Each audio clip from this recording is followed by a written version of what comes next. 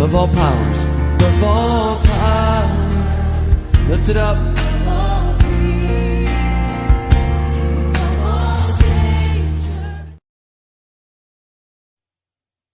Shalom, chers téléspectateurs, que le Seigneur Dieu nous bénisse. C'est notre rendez-vous avec le Seigneur. Nous sommes en train de parler d'un sujet aussi capital et important.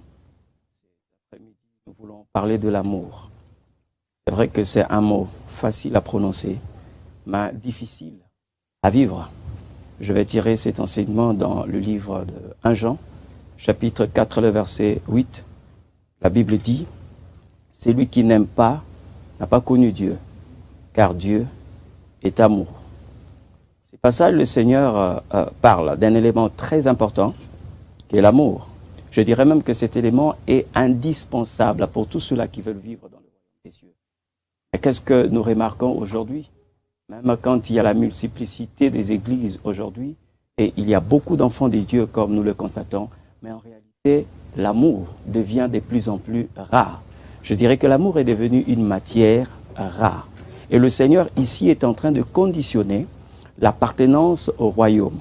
Ou encore, le fait de connaître Dieu, ce n'est pas lorsqu'on parle bien, ce n'est pas lorsqu'on chante pour Dieu. Mais il dit, celui qui n'aime pas n'a pas connu Dieu, car Dieu est amour. Je me suis posé la question de savoir, est-ce qu'il y a de ceux-là qui n'aiment pas? Oui, effectivement, tout ce que nous sommes en train de voir dans le monde aujourd'hui, les crimes, les vols, tout ce que nous décrions, la base est l'absence de l'amour.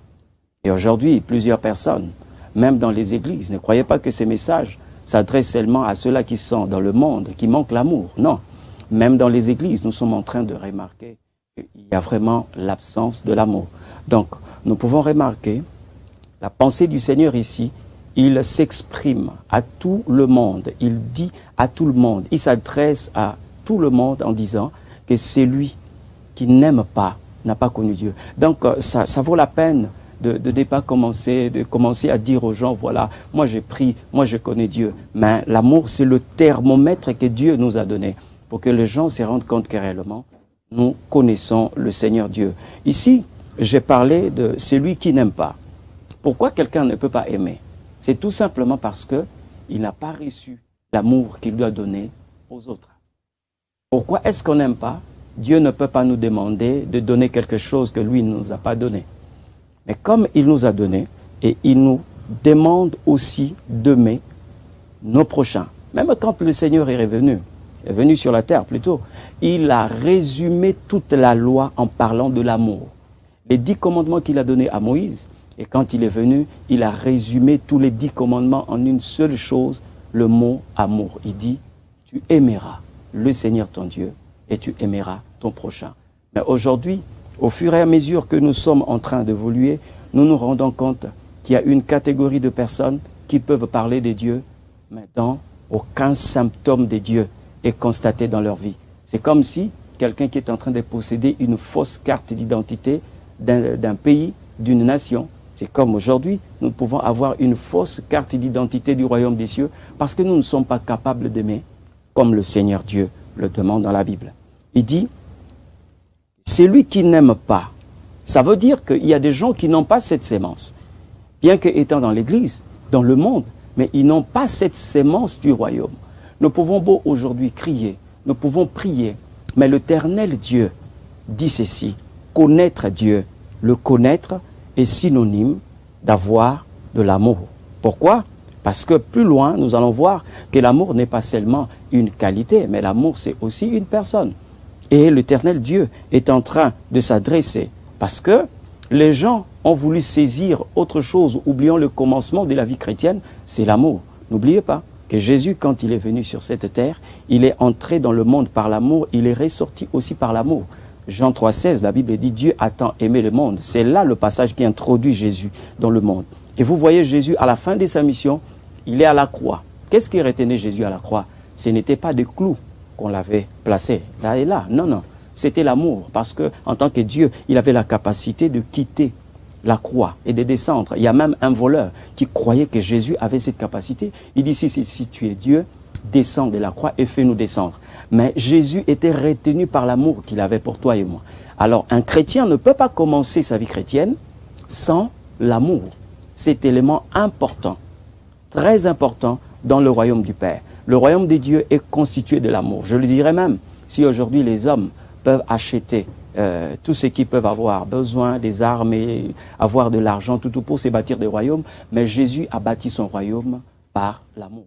Donc quand un chrétien manque d'amour, quand une personne manque d'amour, la terre que Dieu nous a donnée pour que cela ressemble au paradis va commencer à ressembler à l'enfer. Je crois bien que celui qui est en train de me suivre, maintenant là, l'Éternel est en train de te parler. Vous n'avez jamais remarqué, même vous-même, que quelquefois vous avez une personne, vous n'avez jamais eu de problème avec cette personne, mais vous sentez un remords quand vous voyez cette personne. Vous sentez une absence de l'amour. Et ça prouve à suffisance que vous avez besoin de l'amour de Dieu. Alors cet amour, ce n'est pas un amour que l'homme fabrique. Et c'est l'amour que Dieu donne dans l'homme et que l'homme doit donner aussi à d'autres personnes, mais aussi à Dieu. Parce que la Bible ne résume pas seulement que nous devons aimer nos prochains, mais la Bible aussi dit que nous devons aimer Dieu. Il y a encore pire que cela, il y a des gens qui peuvent partager même la même maison, la même chambre, mais qui ne s'aiment pas. Parce que derrière ça, nous avons des personnes qui s'empoisonnent, qui s'entretuent. Et pourtant, c'est au nom de l'amour, quelquefois, que nous sommes en train d'être ensemble. Mais lorsque l'amour fait défaut, bien aimé, je vous assure que le monde devient un calvaire. Et le Seigneur est en train de nous parler. Et à toi qui me suis aujourd'hui, c'est vrai que la Bible est en train de dire que l'homme ne peut pas tromper Dieu. Et vous n'avez pas besoin d'un prophète pour qu'il vienne vous dire que vous avez l'amour ou non. Parce que le prophète de votre vie, c'est votre conscience. Vous avez des personnes que vous n'aimez pas. Et pourtant, vous êtes en train de prier nuit et jour. Vous êtes en train de crier haut et fort, le Seigneur est vivant, le Seigneur est vivant. Oui, mais il est vivant comment? Et la Bible est en train même de parler. Dieu pose la question. Comment vous ne pouvez pas être capable d'aimer des hommes que vous voyez, mais vous prétendez aimer Dieu que vous ne voyez pas? L'amour, c'est quelque chose de très, très, très capital. Je dirais c'est la base même de la relation entre Dieu et l'homme. Parce que l'Éternel Dieu nous a donné, et je parlerai de l'amour comme un droit et aussi comme un devoir. Ça veut dire nous avons reçu l'amour de Dieu et nous devons aussi donner l'amour. Alors, qu'est-ce que nous pouvons dire à ceux-là qui ne nous aiment pas? Est-ce que nous devons le condamner? Non, nous devons comprendre seulement qu'ils n'ont pas reçu ce que nous sommes en train de leur demander. Et quelqu'un qui n'a pas reçu l'amour de Dieu, vous ne pouvez pas demander à cette personne-là de vous aimer. C'est pourquoi vous allez voir l'existence d'une race que j'appelle la race des Caïns, de personnes qui sont en train de partir pour prier. Ils se dirigent vers l'autel pour offrir à l'Éternel, mais là-dedans, il y a la haine contre son frère. Vous voyez? Et nous avons aussi ces genres de personnes. Aujourd'hui, vous avez des gens qui peuvent vous haïr sans raison.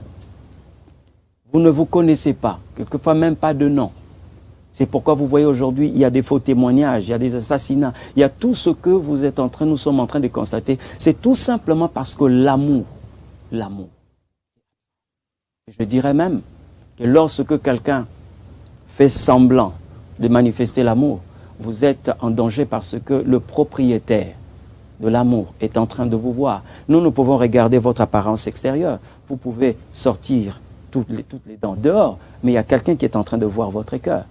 C'est pourquoi le Seigneur Dieu déclare en disant que les hypocrites n'hériteront pas le royaume des cieux. Qui est hypocrite? C'est celui-là qui parle de l'amour, mais qui ne manifeste pas.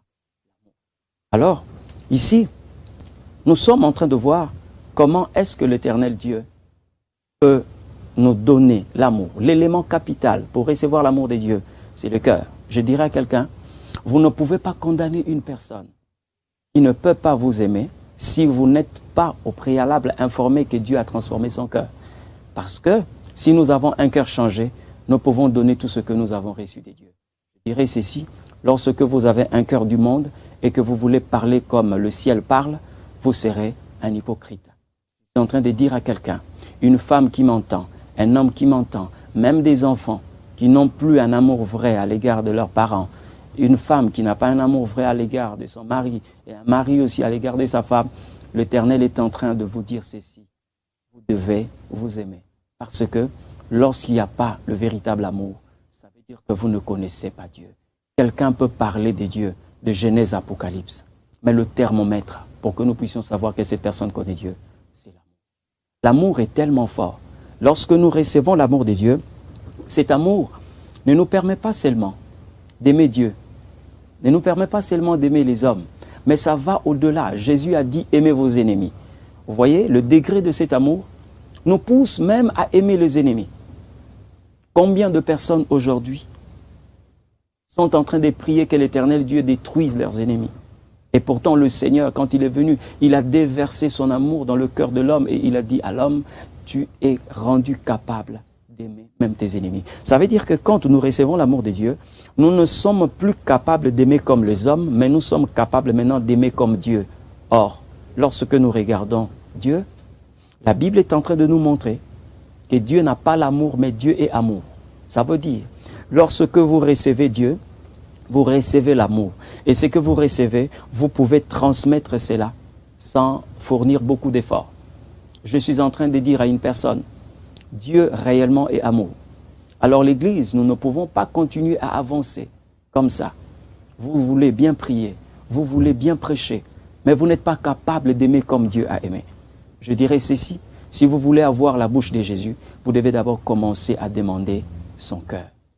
Aujourd'hui, l'Église, des gens qui viennent à peine de se repentir, ils demandent l'onction, ils demandent le mariage, ils demandent le voyage, ils demandent la gloire. Mais bien aimé, nous allons plus loin. Moi, je crois, la chose la plus importante, c'est l'amour. La relation avec Dieu est basée sur l'amour. Lorsqu'il n'y a pas d'amour, nous ne pouvons pas vivre tout ce que l'Éternel Dieu est en train de nous promettre. Et aussi, je dirais à quelqu'un de ne pas se tromper, parce que quand vous n'avez pas l'amour, mais vous attendez quand même le Seigneur sur cette terre. Je veux certainement vous décourager pour dire, il y a des personnes qui attendent Dieu ici sur terre, mais dont le Seigneur Dieu n'a pas préparé des places au ciel. Vous pouvez être parmi ces gens qui attendent le retour de Jésus-Christ, mais Jésus ne vous a rien réservé au ciel. Ça veut dire que vous êtes en train de passer votre temps pour rien. J'aimerais que vous puissiez commencer à intérioriser ces messages, et lorsque vous vous rendez compte que réellement vous n'avez pas l'amour de Dieu, bien-aimé, allez au pied de la croix. Même si vous ne pouvez pas les dire devant les hommes, mais Dieu est le plus grand médecin. Si nous pouvons affirmer devant les hommes que non, tout va bien, mais devant Dieu, nous disons ce qui ne va pas, parce que lui, il est là pour nous guérir. Vous voyez, l'Éternel Dieu, même quand il prend cette identité d'amour, vous allez voir, même dans la colère de Dieu, il y a l'amour. Même dans la colère, quand Dieu est en colère, vous retrouvez l'amour de Dieu. Pourquoi je dis ça? Parce que l'Éternel Dieu va châtier Adam et Ève. C'est vrai, on parle de la colère de Dieu. Mais vous savez que même quand Dieu avait chassé Adam et Ève dans le jardin, il ne les a pas chassés parce qu'il les avait haïs, mais c'était par amour. Parce qu'il n'a pas voulu que l'homme qu'il a créé à son image, à sa ressemblance, puisse vivre de telle manière, éternellement qu'il soit éloigné de Dieu. C'est pourquoi Dieu les avait chassés. Vous retrouverez aussi une femme, la sœur de Moïse, qui s'appelle Myriam, qui avait été frappée par Dieu. Elle avait la lèpre. Mais le même Dieu qui l'avait châtiée demande à Moïse de ne pas lever le camp jusqu'à ce que Myriam soit guérie. C'est pourquoi j'ai dit, même dans la colère de Dieu, vous trouvez l'amour. Et je dirais, la seule façon pour nous d'imiter Dieu, c'est d'aimer comme Dieu aime. Bien-aimés, vous qui êtes en train de me suivre, est-ce que vous savez que vous êtes en train de devoir l'amour à quelqu'un qui est à côté de vous? Est-ce que vous savez très bien que l'Éternel Dieu attend de vous que vous puissiez être un véritable imitateur? Il y a des gens qui veulent recevoir la main de Dieu. Seigneur, je veux avoir la puissance pour guérir les malades. Je veux avoir la puissance pour ressusciter les morts. Mais vous savez, lorsque vous lisez la Bible, tous les passages qui parlent de la guérison, du secours de Dieu, ont été précédés par un sentiment d'amour. Jésus eut compassion d'eux et il est guéri. Alors, lorsque vous voulez avoir la main de Dieu, vous devez d'abord commencer par avoir son cœur. C'est pourquoi aujourd'hui, vous voyez des personnes qui sont même déçues de ceux-là qui se disent chrétiens, parce que nous ne sommes pas capables d'aimer comme le Christ. J'aimerais dire à celui qui est en train de me suivre, maintenant là, vous avez besoin de dire à Dieu, Seigneur, je veux avoir l'amour. Laissez d'abord tout de côté. Laissez d'abord tout de côté. Commencez d'abord par le commencement. Je dis bien, Jésus a été introduit sur cette terre par l'amour. Même dans son sourire, on retrouve l'amour. Sa façon de voir, on retrouve l'amour. Et les gens doivent normalement retrouver l'amour. Je ne demande pas que vous puissiez passer un maquillage. Ce que j'appelle le maquillage, c'est quoi? C'est avoir l'apparence de quelqu'un qui aime. mais dont le cœur n'est pas propre. Avoir donné l'apparence qu'on aime Dieu, on aime son prochain, mais lorsqu'on est soi-même, lorsqu'on est dans son coin, on manifeste quelque chose qui soit contraire à l'amour. C'est ça que j'appelle le maquillage. Parce qu'une femme, lorsqu'elle se maquille, vous savez que les maquillages a une frontière. Il y a l'eau qui peut enlever le maquillage plutôt. L'eau peut emporter le mariage. La chaleur, quand vous transpirez, ça peut emporter le maquillage. Mais lorsque vous avez le véritable amour de Dieu, quelles que soient les circonstances, quelle que soit la situation, Jésus a posé la question à Pierre. Quand il a fini, achevé sa mission, il a dit à Pierre, m'aimes-tu? Regardez le test que Jésus fait passer à Pierre. Il lui pose la question, m'aimes-tu? Paie mes brebis. M'aimes-tu? Paie mes agneaux. Donc l'amour est tellement important pour le royaume. Nous sommes allés plus loin dans certains mystères de profondeur, oui, mais l'élément essentiel, c'est l'amour. Jésus même a dit, lorsque vous allez vous aimer les uns les autres, c'est en ce net moment-là que le monde saura que vous êtes mes disciples. Ma sœur, ne te trompe pas sur l'amour. Mon frère, ne te trompe pas. Vous pouvez faire semblant d'aimer quelqu'un. C'est pourquoi vous voyez des personnes, comme je l'ai dit ici, qui haïssent leurs frères sans cause. Pourquoi? Parce que vous n'avez pas reçu cette sémence. Et la sémence du royaume, vous ne pouvez pas la fabriquer. Vous devez aller auprès de celui qui vous donne cette sémence. C'est pourquoi beaucoup de gens aujourd'hui, même dans les églises, nous avons connu la vérité, mais nous n'avons pas reçu la vérité. Parce qu'il y a une différence entre recevoir la vérité et connaître la vérité. Donc, en ce qui concerne l'amour, il y a des gens qui peuvent entendre parler de l'amour, mais dans l'amour, parce que j'ai dit, l'amour, c'est une personne. C'est la personne de Jésus-Christ. J'aimerais dire à une personne, tu n'es pas obligé de donner l'apparence de quelqu'un qui aime et tu renies le vrai amour. Tu risques de ressembler à cette personne de l'Apocalypse. La Bible dit qu'il avait l'apparence d'un agneau, mais il parlait comme un dragon. Vous savez pourquoi? Parce que votre bouche est en relation avec votre cœur. La Bible dit, c'est de l'abondance du cœur que la bouche parle. Comme le Seigneur n'a pas pu le transformer. Donc, il a eu un cœur de dragon, mais il s'est préoccupé d'avoir une apparence d'agneau. Et la finalité, il a fini par parler comme un dragon. C'est pourquoi vous voyez, plusieurs personnes aujourd'hui agissent comme de mondains, agissent plus que même pas de païens. J'aimerais dire à quelqu'un, vous avez le droit de réparer votre marche avec le Seigneur. Vous avez le droit de revenir encore à la case du départ. J'aimerais prier avec vous. Là où vous êtes, Dieu vous a parlé. Mais vous avez vraiment ces devoirs de vous approcher de Dieu. C'est lui qui dit dans sa parole, quand tu entendras sa voix. Ma sœur, servir l'Éternel dans l'Église, prêcher comme je le fais, chanter. La Bible dit, celui qui n'aime pas n'a pas connu Dieu, car Dieu est amour. J'aimerais prier avec vous. Si vous êtes là, dites seulement à Dieu, j'ai besoin, Seigneur, de ton amour. Je suis faible dans la haine, dans la colère. Seigneur, je me rends compte de moi-même. Je ne peux pas aimer. Mais j'ai besoin de ton soutien. Parce que quand tu es là, je peux tout faire. On l'a dit, ce n'est plus moi qui vis, mais c'est le Christ qui vit en moi. Seigneur, viens vivre en moi, afin que cet amour, dans le dernier jour, puisse anéantir la notion de la pesanteur et me laisse aller vers toi. Je détruis toute sémence de haine. Je détruis toute sémence de jalousie, d'inimitié, au nom de Jésus-Christ de Nazareth.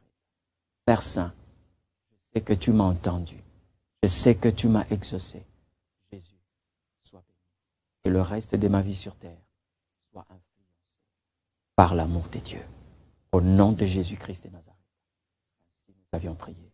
Et nous disons Amen. Que le Seigneur Dieu nous bénisse.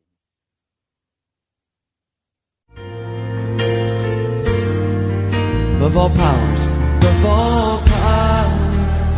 lift it up.